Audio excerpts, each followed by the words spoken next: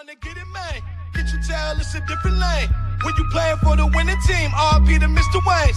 Bang, bang, we gon' win the game. Court crank, hit you with your pain. I be spitting real, be spitting backwash, yeah. So I'ma have to ask you all to back off. Hitters in my DMs try to hit me with the caps lock. Cause I'm always beastin' on the camera like the Sasquatch. Waiting till I blow, y'all gon' see me blast off, yeah. And y'all gon'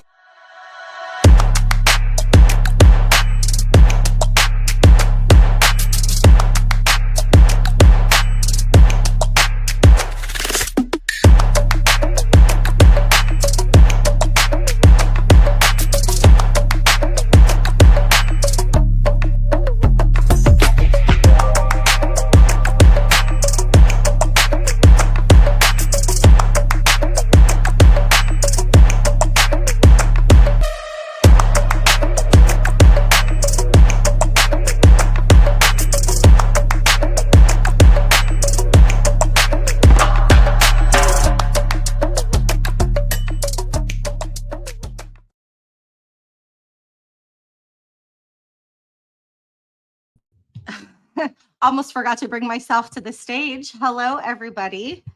Happy Monday. I hope everybody is having a great evening on this Cinco de Mayo. I hope everybody has some kind of drink in their hand or about ready to celebrate Taco Monday and Taco Tuesday. I mean, I hope everybody's celebrating tacos twice this week, because why not?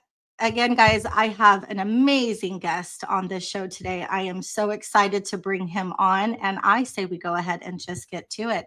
So let's bring him on in. This is Matt Ayers from XtraMile Detailing. Hello, hello. Hey, how are you, Kristi?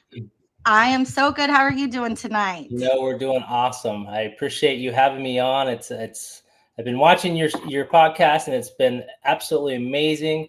And I appreciate you spending time and allowing me to come on to your podcast. And thanks for the House of Rags and Thorn and all that they do. But you guys are awesome. And thanks for everyone from joining the podcast and listening. So I'm excited to join with Kristi tonight and have some fun. So yeah, thank you. And I don't know if you guys know, but Matt also has a podcast of his own. So it's the X's and O's with XtraMile. And, you know, I was a co-host, if you will, with Matt, and I still like to think of myself as a co-host, although it's been really hard for me to get on with him lately, just with family and events and things. So I do apologize for that, but I really hope to get back on with you, Matt, sooner than later. Hey, you are always welcome, Kristi. You know, you always have a home and you're always a part of the podcast. So we know you have a family and you've got a lot going on. So we just appreciate when you have the time and energy to come and do it, you know, when you have that. So anytime, take your time.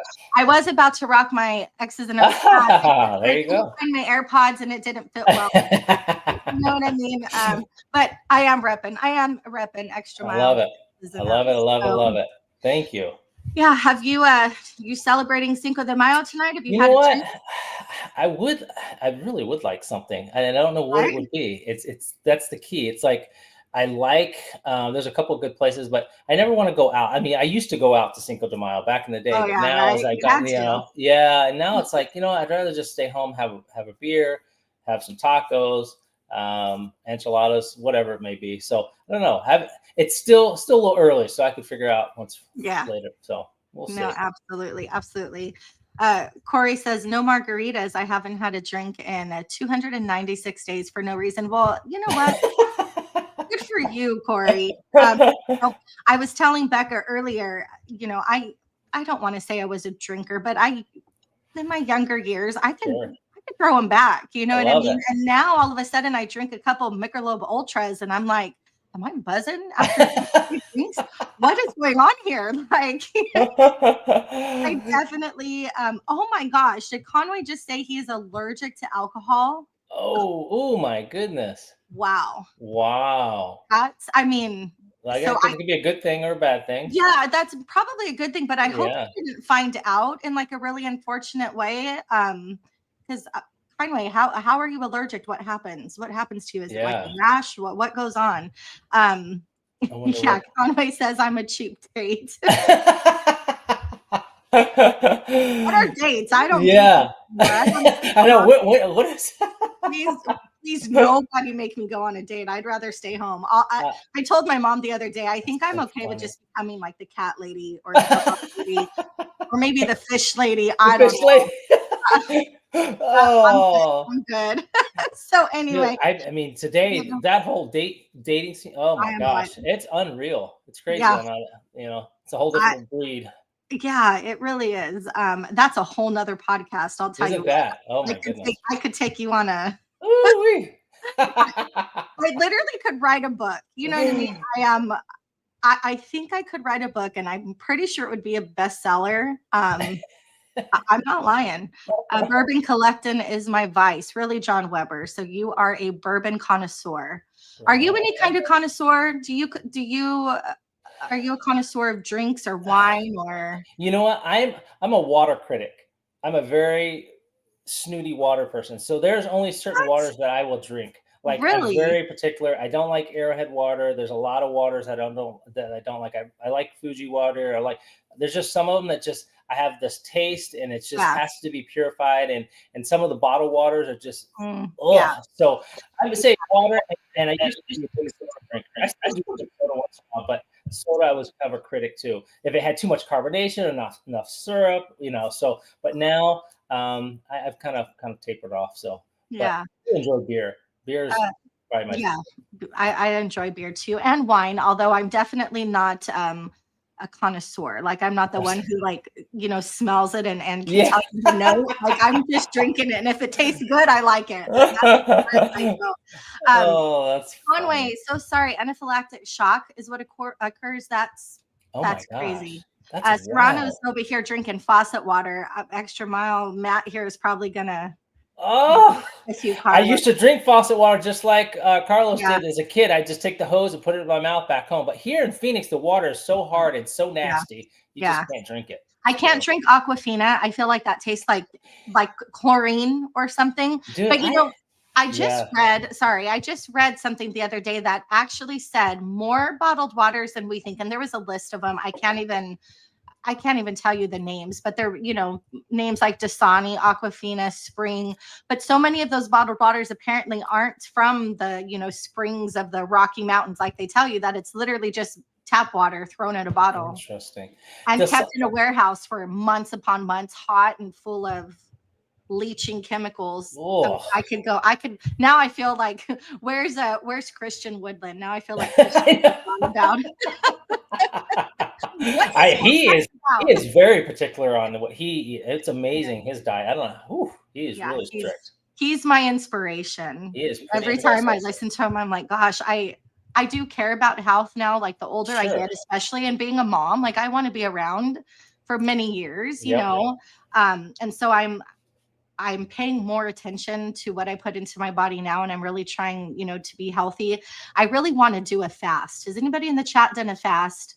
Ooh, That is like good. I know Christian does them. I'm nervous as heck to do it. I don't know. I maybe nervous isn't the word, but I've heard such horror stories with like people fasting and Is then it the 24-hour fast or which kind of well, I fast want is to it? start with a 3-day fast, but I Oh, the just don't 3-day. know if I Okay. know how to do it right. And then you have Sure. to like eat certain things to come Yep. out of the fast. That's right. And I just don't think I'm educated enough. Yeah.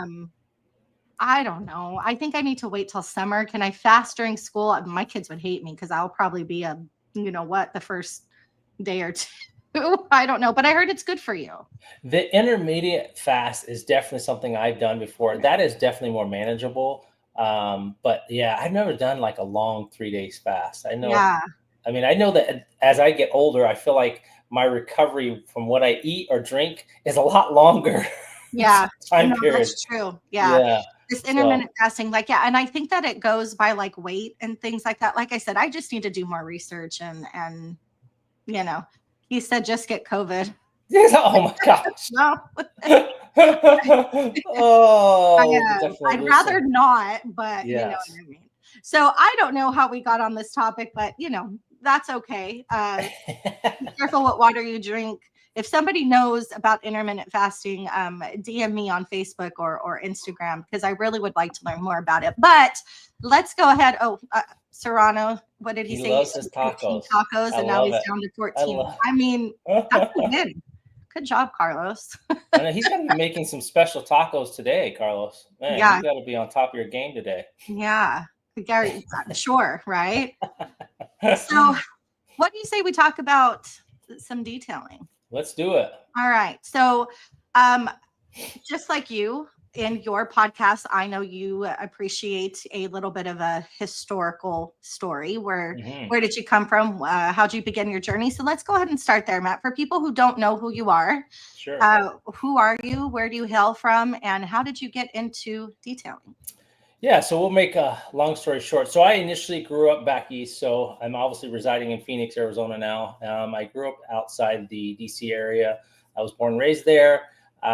Lived in Boston for a little bit as a child, and then continued to go on to school and play sports. And then I ended up leaving and then coming out to Phoenix, finishing up my education and once graduating, getting into the corporate world. And I did the corporate world, sales and marketing, and then I ended up finishing my corporate career side and the education university level side for about 15 years, and decided that at that point, I just was ready for a change. I had some friends that were very close to me that were doctors, and some were nurses, and one of them actually detailed on the side because he really, really liked it. And I would go and help him, off and on. And I said, man, this is really fun. And so I got into just purchasing cars like Hondas or things like that, and I would just kind of refurbish them and then turn around and sell them. So that was kind of my initial stage of getting into the full detail side, besides doing kind of the weekend thing and doing them on my own cars back even high school and things like that. But then I launched. And at that point I jumped into it, and I kind of took over and started doing the social media thing with the detailing, and I kind of took over, and then I rebranded and took off from that point. And at that point, it went crazy. So it's been wonderful. It's been a great opportunity. I've had some amazing experiences, amazing clients. It's been an incredible journey. I love detailing. We are able to be, able to do it, and we are mobile. We have never been in a shop setting, so we have been mobile for 18 years. So 18. It's been a journey. It's been fun. Seen a lot of interesting things, experienced a lot of things. And, the thing is for me, my hands are kind of tied in a lot of different things. I do the detailing, and I coach. I've coached football for 20 years. I've coached in the high school area, and then I've coached the youth level. So I spent a lot of time with the youth at the high school and kids. So my love is children and kids, and spending time and developing them and helping them. And I've had many kids, and I even have some kids currently now that have graduated that I've coached football that are working with my company now. So, which is cool. So it's been a fun time. And it's even more fun when you're able to be part of a community and people such as in the chat and yourself and all the people that are so close network and working and helping one another become successful. And I think that's rewarding to me, is just to see the success in the detailing industry and watching people grow. And it was an incredible experience being able to go to MTE and meet so many people putting face to face. So, but it's been a fun time. It's been awesome. I love the detail industry. I love working with so many people and different products and meeting cool people and hearing their journeys. And so that is what's brought me to where I'm at now, ready to roll. Okay, so how many people, because I don't think I knew this. So you are not just a one-man band. You have people working under you? I do have people working. How many employees do you have? So on the average, I will have probably about 2 people with me working. Okay. And on the weekends, it will increase because I have some guys that work with me on the weekends that have full-time jobs that will work and help on the weekends. So I can be up to, 4 or 5 people, depending on the jobs. But on the average, we're about 3 or 4. Okay. And do they have their own rigs, or they travel with you? No, we have separate trailers. So, so we have trailers and we pull trailers. We don't have a van. I've kind of toggled back and forth in the fact of trying to look at maybe going the van route. and there's pros and cons to both. I like both of them. I like the ability to be able to pull the trailer and just park it. You don't have to pay the overcost of the maintenance of it and the insurance and all the other stuff. But our trailers are outfitted pretty well, just like a van would be, with the reels and with everything that's basically in there for like you would in a vehicle. But it's been great. I mean, the only disadvantages is you've got to have someone that can pull a trailer that's capable and comfortable doing that. Because last thing you want to do is have someone falling or driving in or backing into something. But yeah, typically we're on the we're trailers and moving. Keeve said that you were a great designated driver to and from the BioBombs party. So good that Tim took an Uber instead. What? Oh, I love it. I appreciate it. He is awesome. I love watching his YouTube channels. He puts some incredible stuff out. Obviously since the MTE, I've been able to really hone in. I didn't have much insight or see a lot of your videos. Now that I'm toned into the YouTube thing, and it's awesome to see. Yeah. He's awesome. We need to get a video. Then you need to put something up, because I would love to see like your mobile setup or what you know what I mean. That would be a cool absolutely. No, video I do need to do something like that. I really would like to get. I always tell Kristi all that I need training. Who can train me? And Kristi probably looks at me like, "You're a wacko. You're a weirdo." But it's like, dude, I would love to get better at YouTube channel. But I don't. I mean, I know there's so many moving parts to the YouTube channel. I feel I've got the Instagram and Facebook and that stuff and TikTok I'm comfortable with. Yeah. But I've got to freaking really learn that YouTube, because I know that's such a big part of it. It's a beast. And we have talked about this, and I mean, I do what I can, but I am still, like I said, I am still such a newbie. We can go on this journey together, Matt, because I don't know everything I need to know. Trying to figure out the algorithm is like, that's the part. I need to just be consistent enough to be able to put videos out. And I just have not been able to find that like steady, you know what I mean, pace yet. I'll get there. I know I'll get there. But I think that's the biggest part, getting started, you know, is just being consistent with it. Although Eddie said something the other day or last night on Nick at Nights. I was watching that. Yes. But, something that really kind of resonated with me is he said that he no longer is just going to put out a video for the sake of putting out a video. So like he was out of town this week and he was like, you know what, he didn't put out a video. He's going to wait because he wants it to be something of substance. And that's really kind of where I'm at. Is for a minute there, a couple times I felt like I was just real rushed trying to put out a video because I felt like I needed to. Absolutely. And I didn't do the best job that I could have because it was just rushed. And I don't know that that's the kind of road that I want to take. I would rather put, something out that people are really going to be proud to watch. For sure. And that I'm going to be proud for people. You know what I mean? Yep, so, absolutely. And I guess I get tied up on, okay, is this worth the video putting out, or how consistent or how often do I need to be posting videos? Is it every day, every other day? Yeah. I feel like, do I overload or do too much? Yeah. Ivan says pick a day and premiere. He says, his suggestion was to premiere, which I kind of like, to set a day and time that your videos always come out so people always know, to look at your analytics. I mean, it's a whole thing. I need what we need. This is what I'm going to throw us out, because Jamie was in the chat. Jamie and Eddie need to, and when this gathering, they say they're going to put together in the summer in San Diego, as Eddie's promised, and Jamie said they're going to put something together. I don't know what it is, but I hope so. They need to do a part of a training with this side of the social media. I think that would be great. Someone needs to take that. That would be really cool. It didn't have to be huge, but just something that kind of, Yeah. And man, Jamie's doing well. One of his videos, the Ryobi video, he just did 75K. It's probably more now. That was earlier today.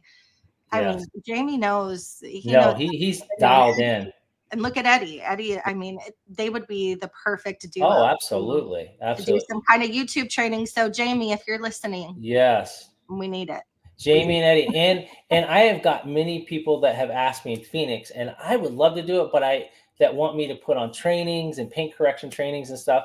I would love to do something in California. I'm mobile, so like I'd have to find our shop and things like that. But it would be fun to do something in California too, where we could do a a shop training and then kind of just mingle and do things. But Yeah. something to think about. So talking about your detailing, your mobile detailing company, you were in Arizona, correct? Absolutely. So let's talk about operating in a climate like Arizona. How do you adapt? Because, you're putting stuff out, you're detailing cars. It seems like no matter rain or shine, you seem like you have found kind of a way to adapt. So for those mobile detailers who are trying to figure that out, what's your trick? I'll tell you something that has, there's a lot of different parts I would say on this, but the initial part of getting into the detailing side of things, adapting to the climate and the environment is so huge and key, I think, when you're being mobile. And I'm sure many other people, I know Carlos talked a lot about that, and he's been mobile for a long time. And I love watching Carlos because he and I have a lot of the same similarities when it comes to detailing, especially the mobile side and things like that, because we both have to work in the elements that we're developed, So, from ceramic coating to paint corrections, pretty much if we're not into and have the opportunity to have a garage, we're outside doing it. But typically when we're getting into these hotter elements and these hotter heating elements, when it comes to the Phoenix area, what we typically do is I'm an early bird. So we start at 5:30 in the morning. So we are out and at the job at 5:30 in the morning, and we are completed by 11 in the morning. Okay. So all of your details. Everything is done between those times. So is this year round or just in the summer? No, just in the summer. Oh, okay. So that's summertime. So in the morning, obviously, typically what happens in the summer, it's early because we can get up early and the light's there. And then obviously because the heat, our hottest parts of the day are usually about 1 o'clock to about 4 o'clock. So we kind of want to avoid that time just because it doesn't make sense to work during that time. Yeah. But then when it's cooler in the, in the wintertime and things like that, we typically start, 6:30, 7, and then we can kind of push out a little longer on the afternoons and kind of go to 2 or 3 depending on our job loads and things like that. We have a pretty hefty client maintenance business besides the ceramic detailing and things like that. So we have a regular schedule pretty much every month, from monthly to bi-weekly and things like that. So that pretty much keeps us going pretty consistently each month. But then we obviously have our details and ceramic coatings that we do as well. So but typically that's up. Are you putting up tents or anything? You know what? When I first started, we did do canopies and tents like that. The problem that I have run into, and we will absolutely need to, is here in the summertime, we a lot of the time get this lovely gust of wind. They call the monsoon weather. So we'll get these dust storms that'll just come out of the middle of nowhere. And even with the sandbags and things like that, it still moves them. And I've had many times where I've had them hit the car and it's left a dent or scratched the car. And I just at that point, I just said, I'd rather just avoid that and not have that concern or that issue to have to deal with on top. So we pretty much just accommodate with the, with what we need to do where it's there. So most part, we're pretty much good. And then the other thing is, some of the vehicles are too tall and they can't clear, but if we have to, we can. But typically we don't, just because it's just the hassle. Yeah. I bought this last summer, and I should have done a video because it would have been the perfect blooper video. But I bought a 12 by 12, pop-up tent. Yes. You've seen me trying to put that thing up by myself. First of all, I was using every cuss word that was ever invented by like 2 minutes in. I was like, I love it. Seriously, I spent I don't know how long trying to get that thing up, where finally I was just like, you know what, I'm done with it. I'm just gonna rinse this wash panel by panel. I'm done with it, because I'm like, I understand obviously if you have people with you, but sure, if you're a mobile detailer trying to do that, or maybe difficult. I just don't know what I'm doing, which is another huge problem. Some of those things are very hard to get up, to separate, and then the fingers get smashed into them. So it was I'm sure once you use them over time, they become easier. But right out of the bag, straight, I was not. It is difficult. That is difficult. Yeah. That's tough. Those can be a good thing and they can be a bad thing depending on how they use them. Yeah, like you said, some of them are so difficult. I can imagine. I've had it where I was even using them at football, at the youth level in high school, we'll put them up and I'll be cussing and kicking the freaking bag because I can't get it up, and it's like during spring season, it's like, golly, this sucks. They're Yeah, no, miserable. I hear you. So, one thing I have discovered about you, Matt, and I know I haven't known you very long, but just in conversation and just in, things that we've discussed is, as you just said, you have been in the business for 18 years, and you just mentioned having a huge maintenance clientele service. Like, people keep coming back to you. So that's something I really kind of want to ask is what is the secret? How do you build those relationships? Are you still servicing clients that you had 18 years ago? Do you have a lot of new clients? Like, what is it, just because you detail and make these cars beautiful? What keeps these clients coming back to you? Because again, I know that that's the biggest part of your business. And not a lot of people can say that, you know what I mean? No. And my thing is when I initially wanted to start the detailing, I love paint corrections. I love doing ceramic coatings, and we do a fair amount of that stuff and full details.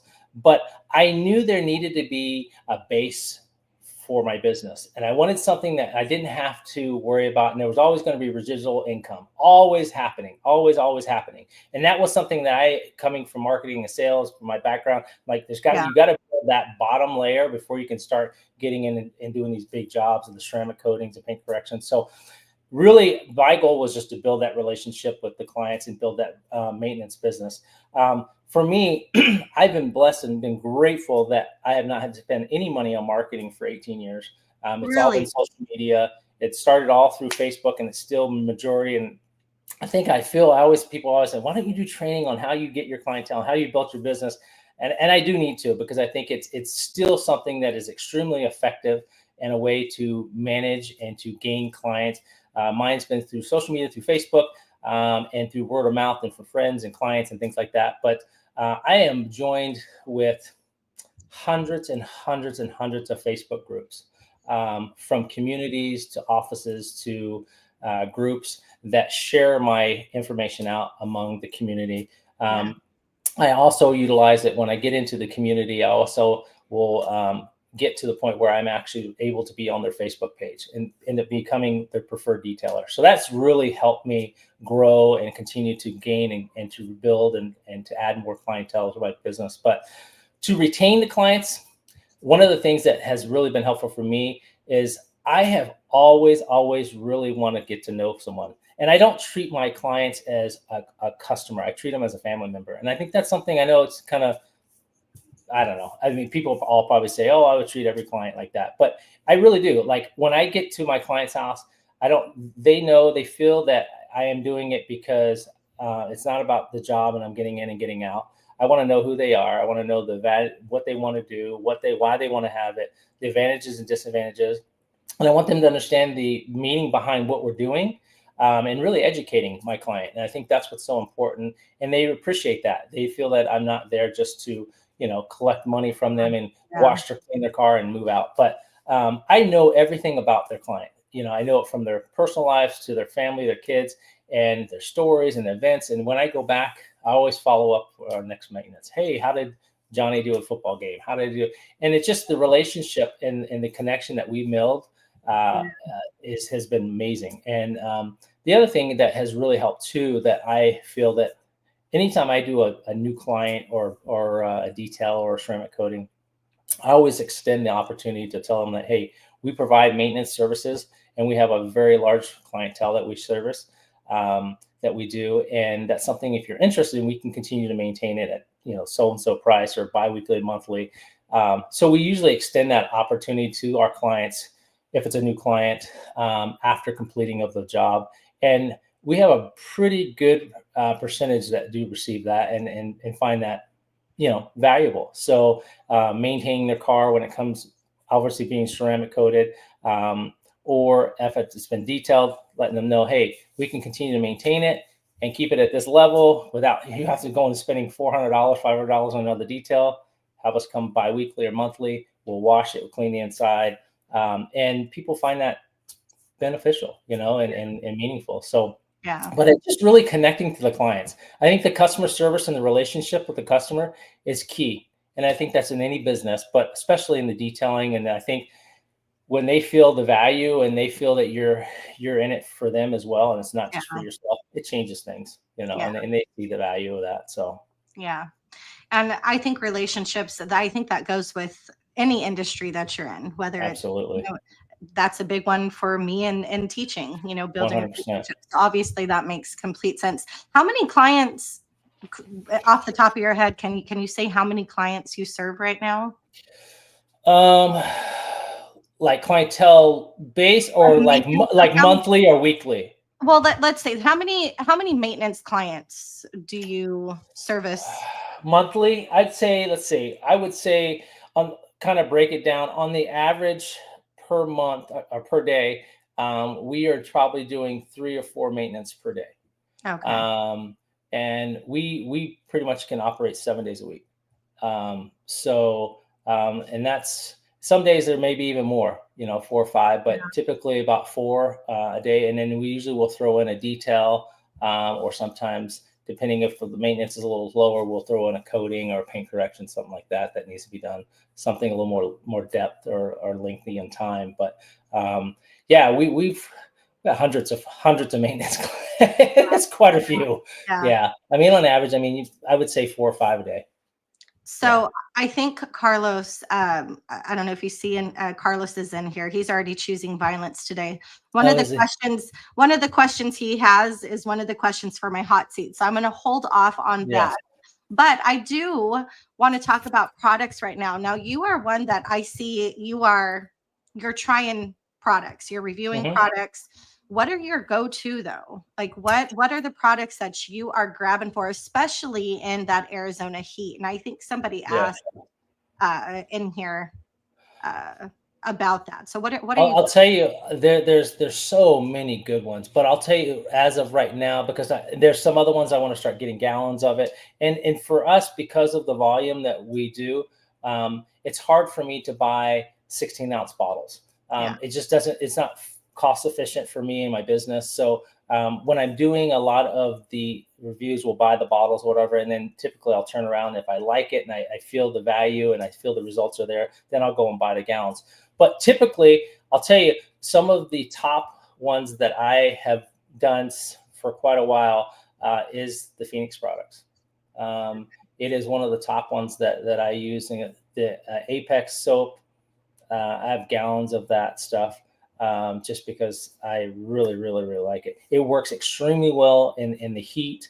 I don't have the residual and the chemical residue left on the car in the heat. I don't have that fighting moment of trying to get the water to rinse it off quickly, because it comes off as quickly as using a contact wash and rinsing that off, and you don't have that problem. So that's one of our many go-to, but one of our bigger ones. Have for you the tried exterior. Are you, because I know, isn't there, Apex is up to a V3? Yeah, I think it's up to it might be up to a V3. Have you seen a big difference between versions? I don't know that I haven't seen a ton. In his products, I just don't know that I can tell. Yeah, I know that the soap was a little. I don't know. I mean, the color difference is definitely there, but I don't know if I noticed such a huge difference where it was dramatic, where I could say, "Oh my goodness, it's a thicker soap," or the lubrication or whatever it may be is at a thicker. But I would say thickness is probably the biggest thing I think that I would see from the initial start when I started using it to now. I think it's a little thicker for sure. Yeah, for sure. Okay. But John, there's other. I mean, even the interior. I mean, there are so many. I mean, I'm a very big fan of their interior as well, the Typhon and the Kraken. But I also am a extremely big fan of Lithium Auto Care too. I really, really, really like their product line.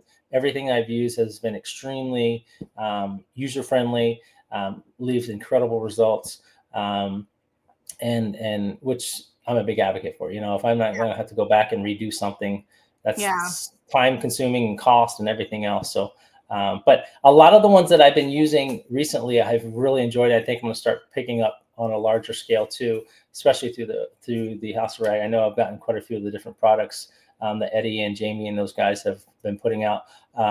Mile Deep is an incredible program, product that they have. I love their products. I've got a fair amount of their products as well. Yeah. And then Pam, the organizer, his products as well. The other one that I like that I've got gallons of, and not just because it's the House of Rags, is I have the Detail Cove.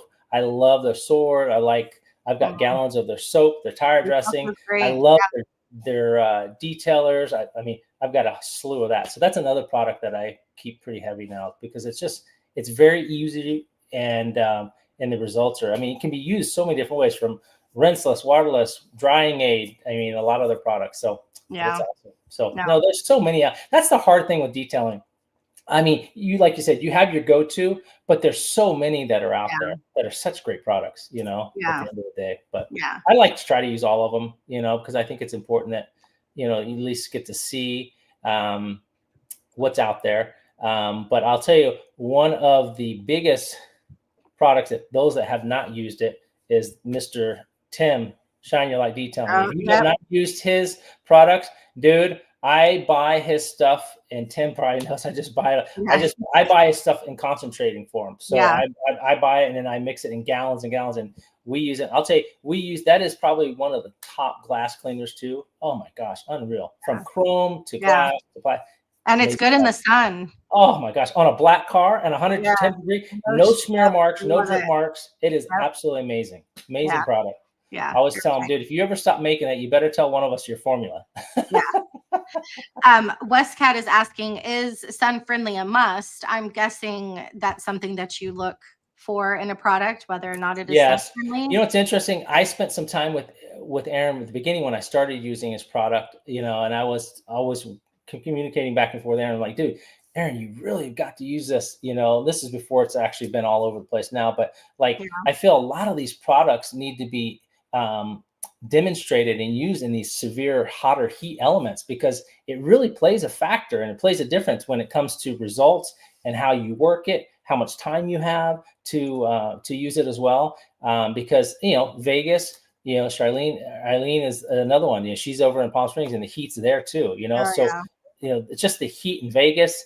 It just is very difficult. And not that the other elements, you get into some of the places where it's very humid and it plays a different factor on the chemicals too. But the heat, you don't have a lot of time when things are drying pretty quickly. So yeah, I agree. Tom wants to know what your favorite Detail Co product is. Do you have a favorite?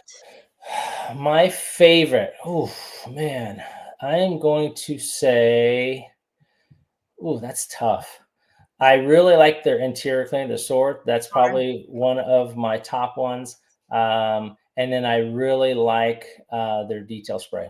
Their detail spray is both of them. The one that they came out with for Jamie's niece, and then even their other products. So those are two. I mean, I really like them. Their tire dressing is great too. But I think the gallons that I have sword right now because it's good stuff. I promise that this wasn't planned, because I had no idea he was going to say sword, but this is the perfect time to do the product of the week. So here we go. This week's product of the week is Detail Co.'s interior cleaner, Sword. Sword has cleaning power that knows no bounds while still being safe for every surface. It is infused with protective properties that will not change the appearance of your interior surface, but will leave it with a nice OEM finish.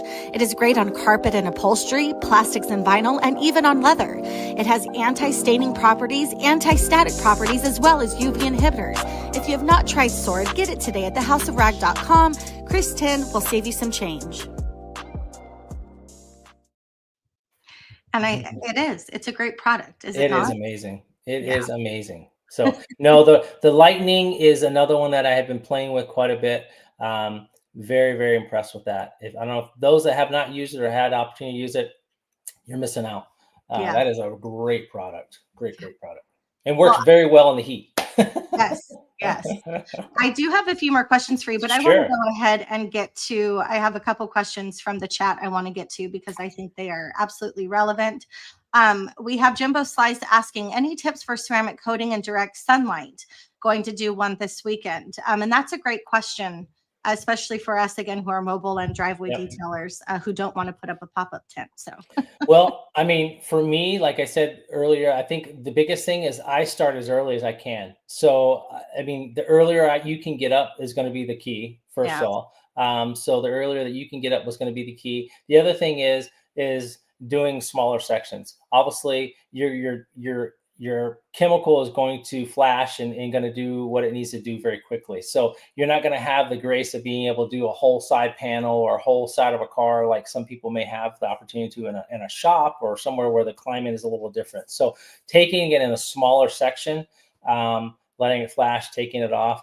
I learned very hard thinking I could go and do a little longer and maybe more of a couple panels instead of just focusing on one panel. And it was very difficult. And I think that plays a factor too, which I'm sure you probably would agree, and many others, is depending on what typical ceramic coating you're using is going to play a lot of factors too. yeah, The elements and what's happening, their flash time, how thick it is, how, there's so many different parts when it comes to coating. So, but typically I would say the earlier you can start in the morning and then the smaller section that you can take and do, you're going to be a lot better off, and that you don't have that issue of trying to worry about trying to get it off or leveling and then drying and then trying to be sure you don't have high spots. So do you have a specific coating that you are, again, a go-to? Is there one that you like using you know what others? it's a good question. I have used a lot of coatings.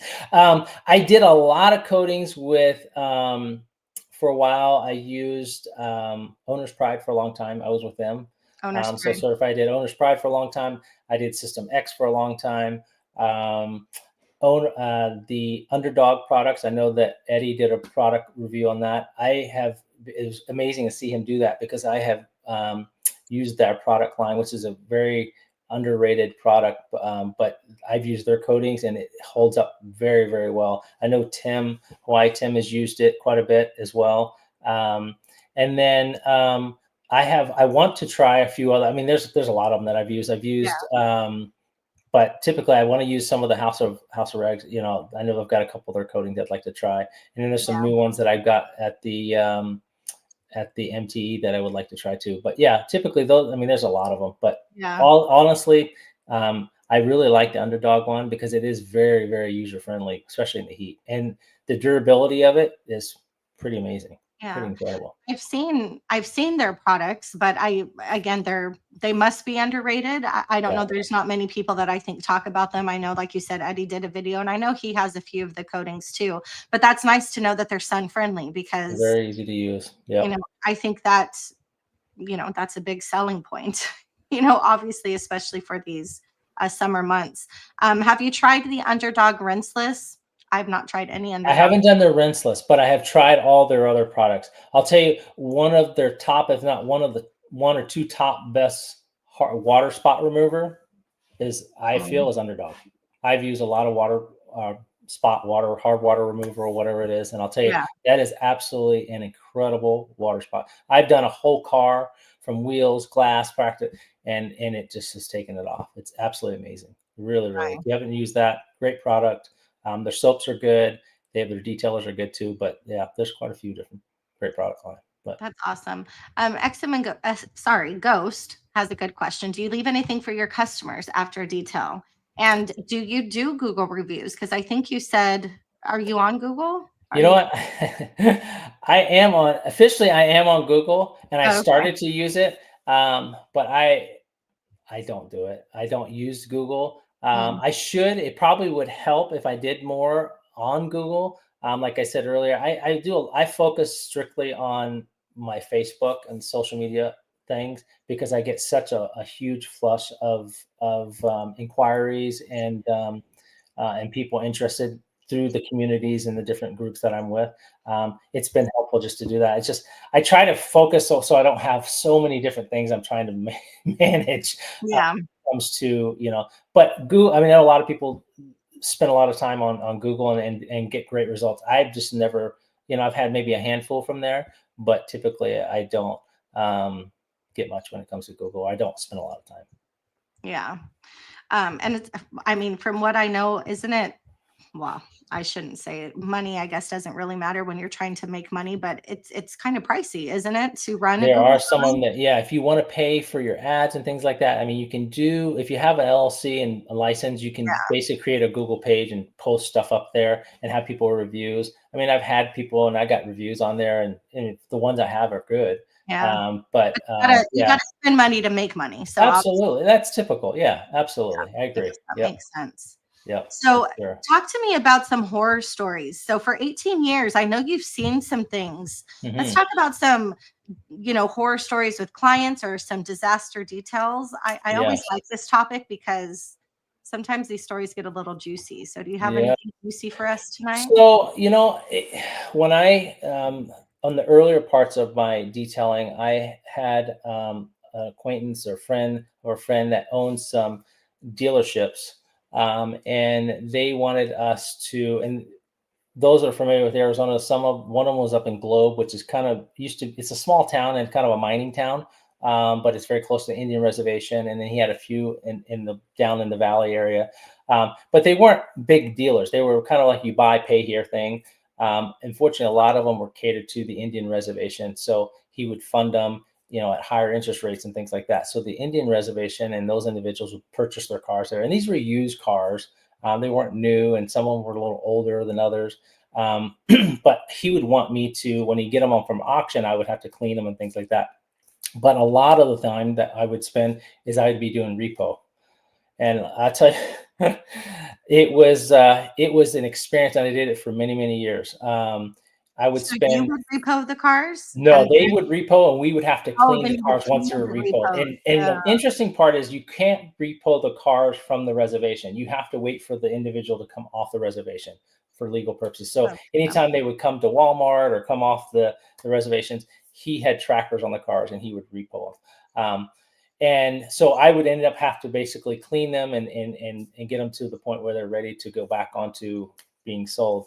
And I'll tell you, no offense to the Native Americans and things like that, but I'll tell you, those cars were probably the worst experience I have ever had. I'm talking there feces in there. There was throw up. There was the carpets were so matted down. They basically felt like concrete.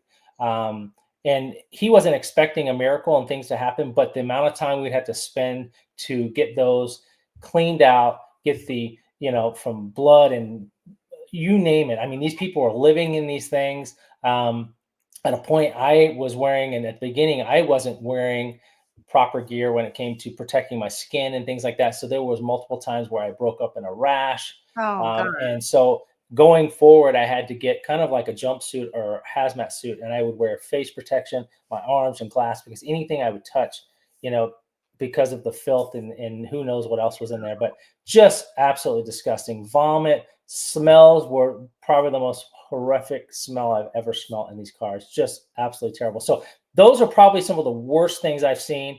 I've done a car that someone was shot in, and Someone was shot in? someone was shot in, and it was extremely. There was blood everywhere, and that was probably the most gruesome one that I've dealt with. Most Wow. disgusting was were definitely the repo cars. I mean, I can't even. I wish I would have taken video back then and pictures so people could see. I mean, it just was absolutely just beyond disgusting. How But do you the get out a blood stain? Do you? um, there are different chemicals out there that you can use. There are a few ones out there, but steam is one of them. And depending on the leather, on the cloth and things like that, if it can get done cleaned up, you can clean up faster. The Flex, there's a what is it called? Flex. There's a product that's at Home Depot that's a Oh, carpet cleaner that's supposed to be really good, that I've used a lot, that helps with wine stains and blood and stuff like that. That actually removes the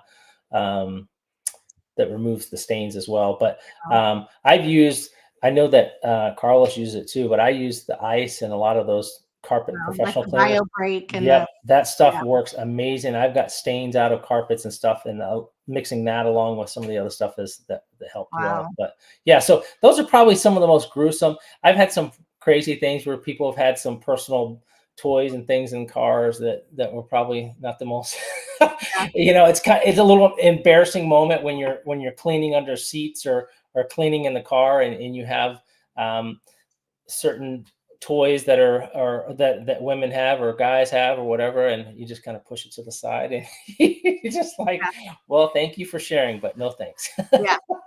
Humberto's asking if you know the type of the Native American clan, Apache, Zuni, or I think it's a pack. There's a couple depending on Arizona. There's several different tribes in the I lots think of them. Apache and there's a Cherokee. I think there's different ones depending if you go up north, or if you're further down in the valley, because there's some Indian, like where I live, just probably a couple of miles away by the mountains. There's Indians over the Indian reservation right there too. So, what kind of toys? Action figures. Yeah, they could be action figures. They can definitely do some action. That's for sure.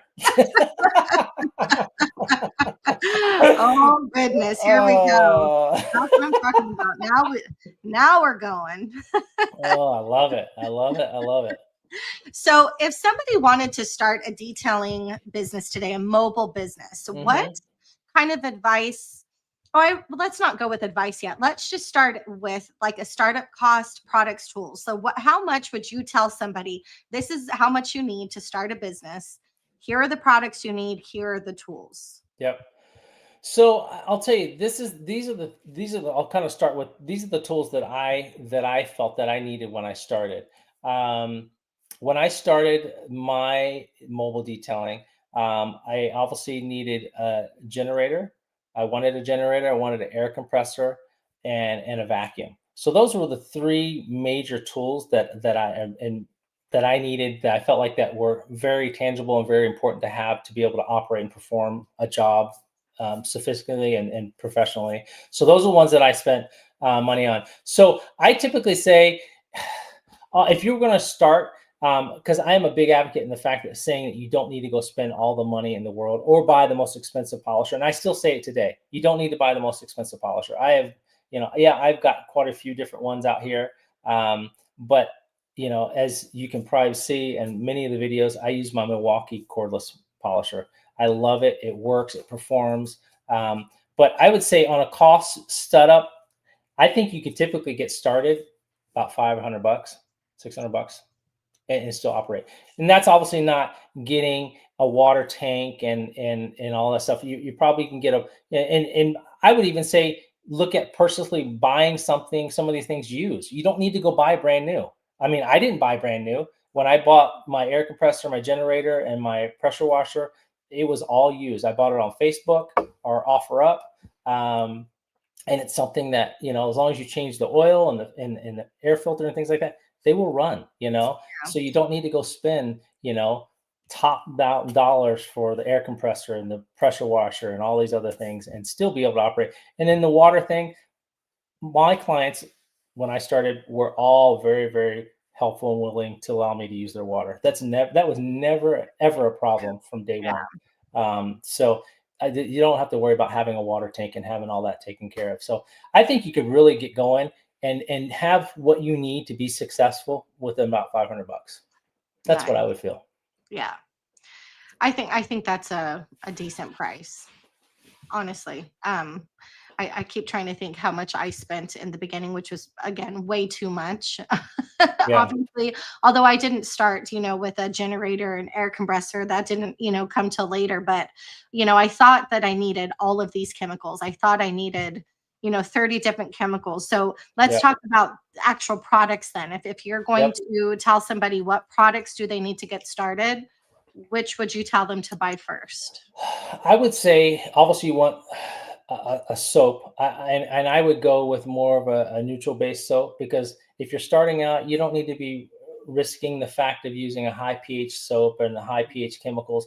Try to avoid that, because let's be honest, when I started washing cars back in the 80s, date my age, that was, these chemicals have come such a long ways, and obviously it's improved our detailing ability and our results and things like that, which has been incredible on our time and everything. But ultimately, they were still able to detail cars and clean cars at a level and still present them at a present. So more of a base neutral soap that I feel is extremely important that you have. I think a multi-purpose or all-purpose cleaner, that's something that you can use for interior. That's going to get you a little bit more than just a simple basic interior cleaner, because if you need something a little more difficult, you can kind of water that down or whatever. So more of an all-purpose cleaner, soap, and then obviously you want some kind of glass cleaner, and then really on a wheel cleaner, tire cleaner, I would get something as a new person. I would get something instead of trying to jump into having a wheel and a tire cleaner and all this other stuff. Just get one chemical that's going to work. One that I feel that we still use a lot today is the Adams wheel and tire cleaner.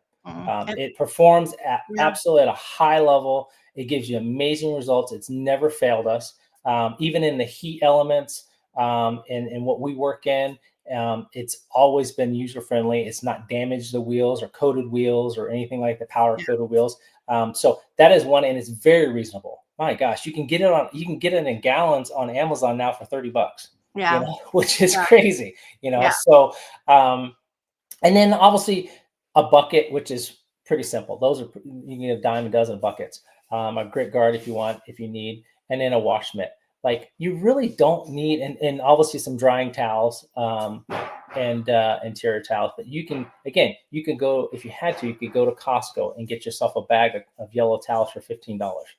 So it's very minimal. Like I'm saying, like, you could really get what you need to be successful. And you can still clean carpet. I mean, before, when I started, I didn't have a steamer. I didn't have an extractor. I didn't have a drill brush. I basically had a brush and a microfiber towel, and I would scrub it with a brush with a chemical, and I would take the towel around the brush and I would use it to kind of dry up some of the chemical and the stain. So that's just, there's ways of doing it and still getting the results and being successful. You don't have to go to the extreme levels of finding these high-end products. Not that they're not good and they're awesome, but when you're within a budget and you're starting, you want to find out that this is something you're going to want to do longevity. Because the last thing you want to do is spend and invest all this money and then find out, this is probably not something I'm going to be really in it.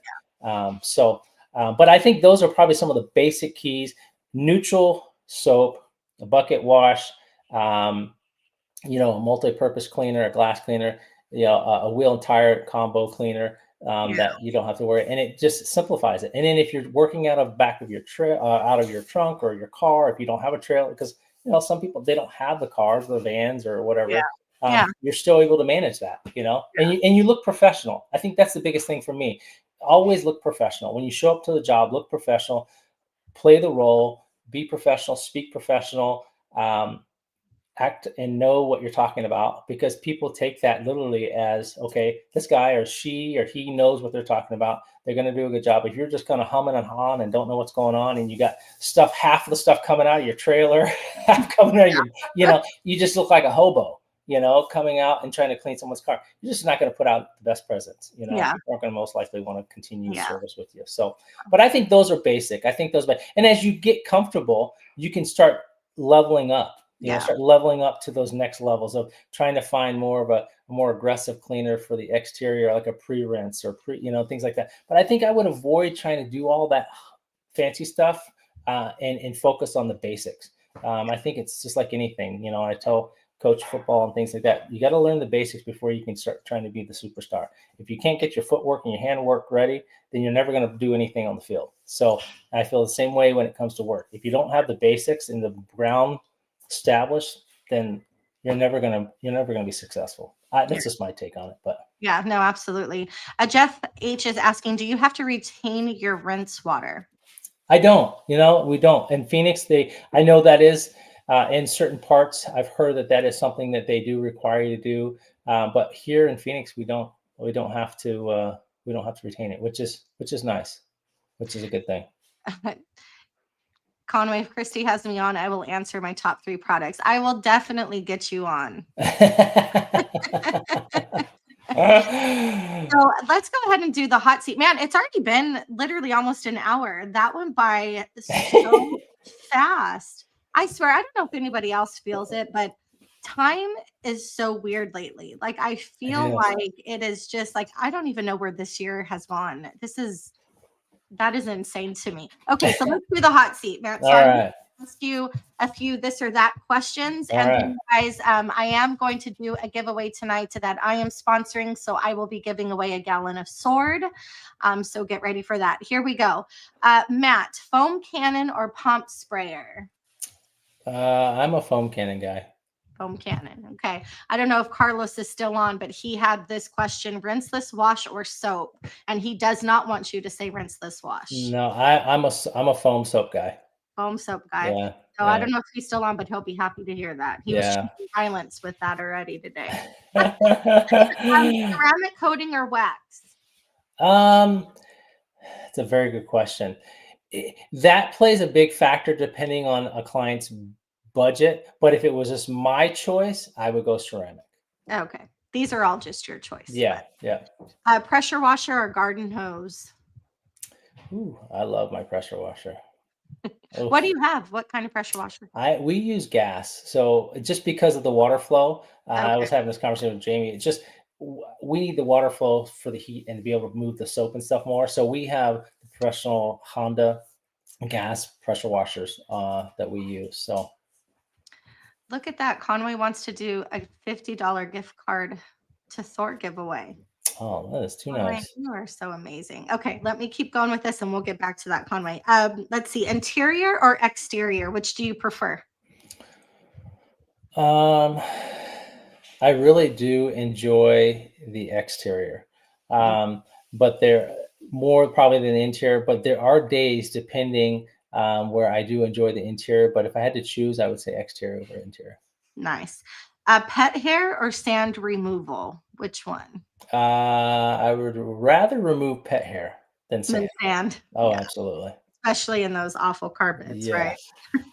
Yes. Compact car or full size truck? Which would you rather detail? We hardly ever get any compact cars. I feel like we're always on trucks or SUVs. Really? Yeah, it just I don't know what it is, but I kind of like. I mean, it sounds funny. I kind of like the bigger ones because it's easier for me to get in. These smaller cars, I feel like I'm so claustrophobic and it's hard for me to maneuver inside. But I think I like the bigger cars. I might, Nice. They're easy to work with. Battery powered or corded? For polish? It depends on what it is, but if it's a polisher, I really, really like the battery. Like I said earlier, I really enjoy my Milwaukee. I use it all the time, but but I still do use the cordless. But if I have my choice, I like the battery. Nice. It's just more mobile. It's a lot easier to work around the machine, the car and stuff like that. Have you tried detail codes? I have two of them.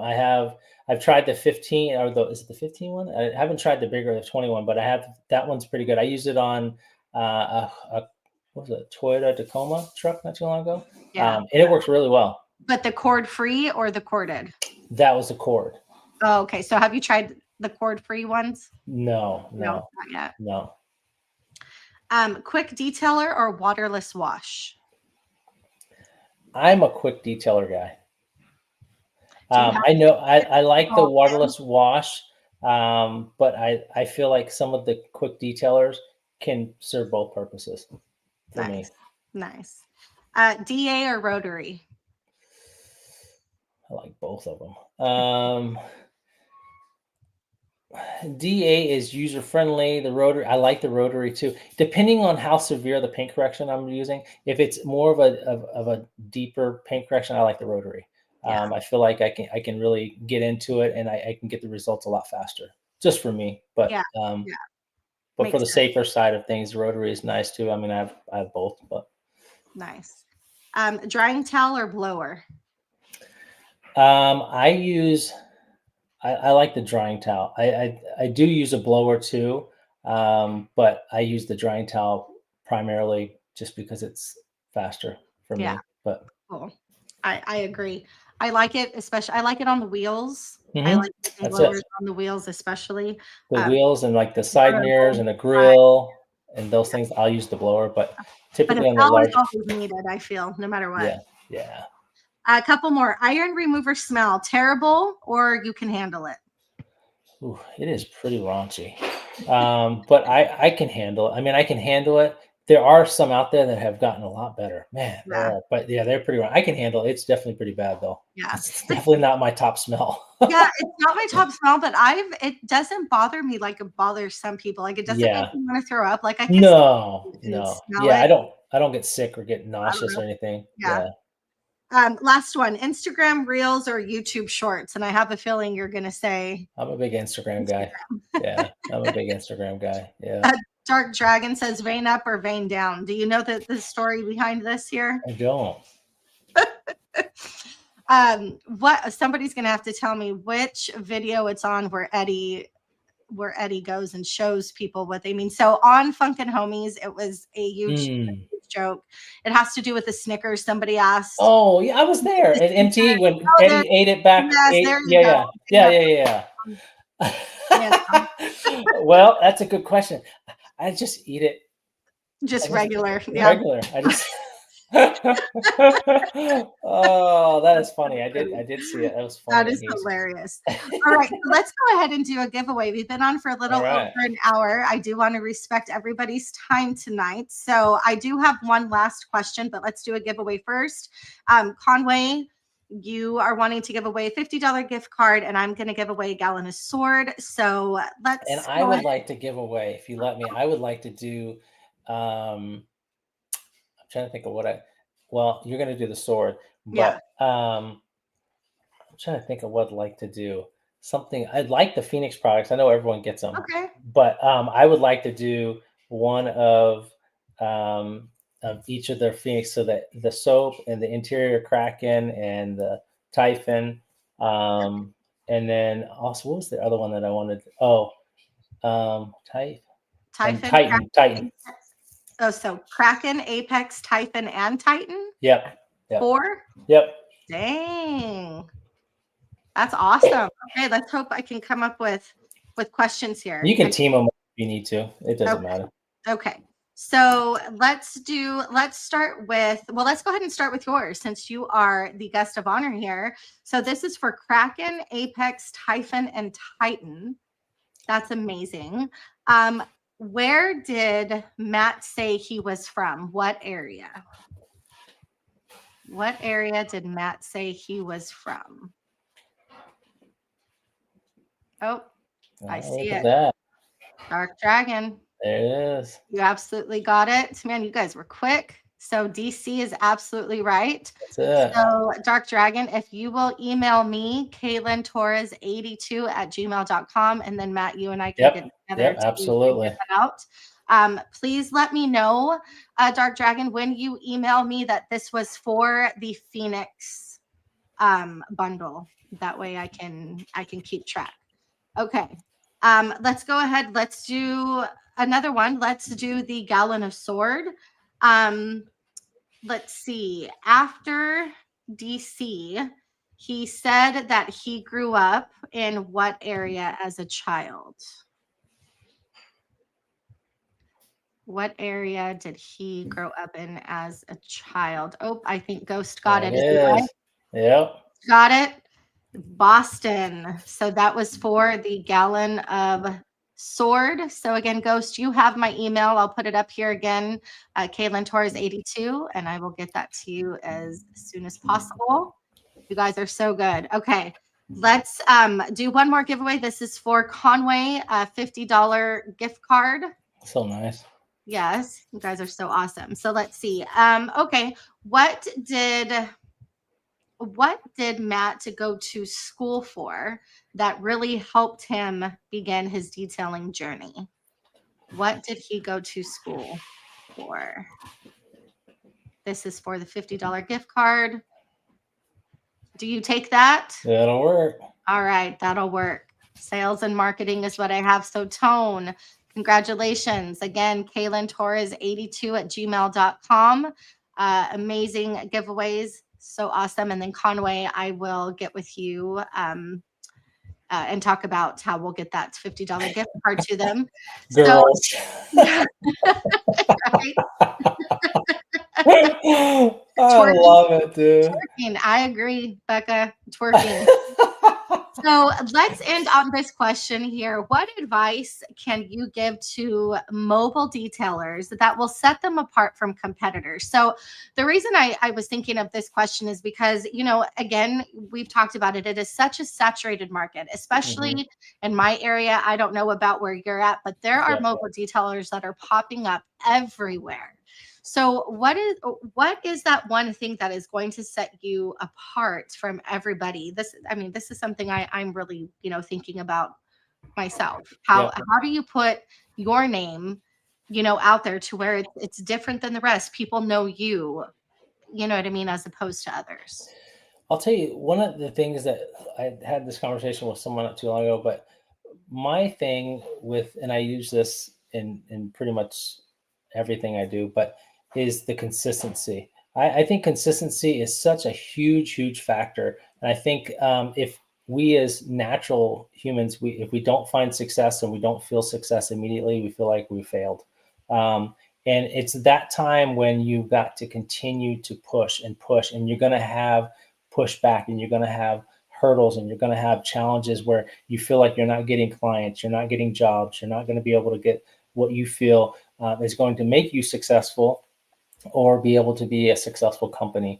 And I think those are the times that you've got to be consistent. And what I mean by consistent is by basically continuing to be out there grinding, meaning on if it's social media that you choose to go through, set up your platform, set up your Instagram, your Facebook, get people and share your information, have business cards or something put together where you can hand those out. Always be talking about what you're doing, sharing it on social media, but sharing it with your friends and family. But I think the consistency of being able to continue to do it and not give up and think that you have to have immediate results immediately, because I'll tell you, starting any business, it can be very challenging. It's very difficult. And there's a lot of sweat and tears and hard work that has to go into it. And I know at the beginning for me, there was long hours and days when I first started thinking, I didn't think I was going to make it, long summers where I worked long into the heat, but continuing to be consistent with it and continue to be dedicated to what I knew I wanted to do. I wanted to be successful in detailing. I want to have a successful detailing company. I wanted to leave and provide a service that people didn't want to look anywhere else, that I gave 100% on what I did on each job. So each job was 100% done. I always ask my clients that I feel this is something that's very important that I think everyone can ask or can implement as well. As I always ask my clients, if there's ever anything that you see once we were completed our job that you're not satisfied or happy with, I would appreciate it if you would let me know so that we can make it correct and proper for your needs and your wants, instead of complaining or doing a review. And I'll tell you, I have not had one person complain or leave a bad review for me in 18 years. And that's been basically because of the fact that I always am very upfront and consistent with the fact of telling these individuals that, hey, I work hard and I want to be sure I put the best product out there possible. And I respect you and your time and your money and the stuff that you're spending to have us out here. So I ask that you share that with us so that we can be and do you right when it comes to the services. But ultimately, I think the consistency, find something that you're with your job or with the detailing side of things, and really stick with it. Like I said, I think it would be great because I think the easiest way for a lot of these detailers to really get launched off is on these social media. There's several detailers here in Phoenix that have been reaching out and calling and talking to me that trying to get up and going. And I'm telling, dude, you got to join, because that's another factor that's very hard because a lot of people, when you're starting your detail, you don't have money for marketing. You don't have money like you were talking about for Google and stuff like that. So you've got to be creative, and that's part of the consistency. And when I mean consistent, you've got to be consistent on posting your content. And so when I'm in these groups on Facebook, I'm posting my content. I'm posting videos of interior, exterior of what we've done, attached to my link to my Facebook and my Instagram, all my contact information. They can contact me through email, Facebook. They can text me or call me, but they see my work. They don't just see my logo and they don't see my advertisement. They see my work. So they get firsthand experience. Hey, dude, look at the work he's providing. He does excellent work. I can see the interior. I can see the exterior. And be consistent on posting that, because I notice when I didn't do that at the beginning, I wasn't getting feedback. I wasn't getting consistent people inquiring, and you're not going to get every person that inquires. You know, Yeah. your budget or their budget and their, you know, whatever may not match with what you're providing, but be consistent when it comes to posting your content, when it comes to social media and Facebook, if you choose to go that route, Yeah, because see. that's what's going to get people going, and you're going to Yeah. get traffic. It's just like Yeah. we talked about the YouTube channel. You Yeah. know, if you're not consistent, you're not going to grow. Yeah. You know, so I think that's the biggest thing, and that's, you know, you can implement that in all kinds of things, all your life and everything. But I just think that those that are consistent and fight through those challenges, because you're going to have those hurdles and those difficult days that you're going to think you want to give up, and those are the days you got to keep footing and fighting and pushing. So but be consistent, results will happen, the, you know, ultimate goal will be there, and you will accomplish and be where you want to be if you continue to put the effort in it. So don't ever give up. It's easy to give up, easy to quit. Yeah. That's the easy way. You're right. You know, It is. Yeah. so I always tell, you know, even in coaching, I tell the kids, dude, it's easy when you feel like you can't accomplish something, you can't catch something, your speed isn't there, your agility isn't there. You want to give up, you want to quit, and you want to go do something else because it's just the easy way to go out. But if Yeah. you fight through it and find out what you need to improve or what you can do to become better, then you will be better. And I Yeah. think that's the challenge that we, you know, as all need to implement, that, you Yeah. know, don't ever give up, always be consistent, know that as you do, and be consistent in the type of work you do. That's something too. You know, don't be inconsistent in the type of work that you provide for Mhm. clients. You know, don't come in one day and do an incredible job, and then the next day come and do some crappy job or Yeah. cut corners and things like that. It all plays a factor, Yeah. plays together. So Spitting words of wisdom over here. You absolutely are. And you are so positive. And I think the chat can all agree. Your integrity is, it is unmatched. I feel like, I appreciate you it. know, again, 18 years, so many of your clientele are maintenance, they keep coming back. And I think your integrity is a big part of it. And I think for any business person, having that integrity, I mean, we were just talking about this with, you know, the House of Rags and, you know, Detail Co. Eddie was talking about it last night. And that was, you know, the first thing that I kind of thought of is people's integrity is what keep them coming back. So true. It's not just the services that they're offering, but it's the people behind that service I agree. that makes all the difference. And so thank you so much, Matt. It's been Oh no, thank you. almost It's about been an an hour and honor. 15 minutes. I always enjoy, you know, talking to you. And this was great because I learned I more appreciate about it. you tonight than I even knew. And you are truly an awesome person. Well, I I don't appreciate think it. there's anybody in the chat that would disagree. Well, So thank you. I appreciate everyone joining. It means a yeah, lot to me, and it means a lot to be able to be on Kristi's podcast. I yeah. appreciate Kristi and all the work she's done. She's been a huge help with me with getting mine going, and continue to help. And I look forward to continue to see your success and be there. I look forward to meeting you sometime. Hopefully I we'll have some know. gathering that we I can know. We meet. need Everyone can meet to. together. I'd love to meet Becky and meet a lot of these other people, and Yeah, Shining Tim, and man, we've got to really get this together. So we really do. Are you going to SEMA this year? I think I'm going to make an effort to go this year. Yeah, I think it would I'm be gonna worth it. try. Yeah, I mean, it's gonna happen. It's got to. yeah. It's got to. I'll So tell you, the thing is you definitely have to go to MTE next year. That one is, yes, that one it's too. fun, and Yes, that it's one a little too. more intimate, and Yeah, everyone can kind of, it's just yeah, easy to communicate and be with each other because yeah, it's not such a large scale, but yeah, it's so cool. yeah. But it's been fun, Kristi. I really appreciate you having me on. It's always an Thank honor you. to be with you. You've got such good energy, which is awesome. I always Thank like being you. around people with that. So Thank you. I appreciate it. Well, you guys, I hope you enjoy the rest of your Cinco de Mayo. I hope you're eating tacos and drinking a drink, whether it be water or alcohol, it doesn't matter. Have a great night, you guys, and I will see you all on the next one. thank you guys. Take care. Have a good night. Bye.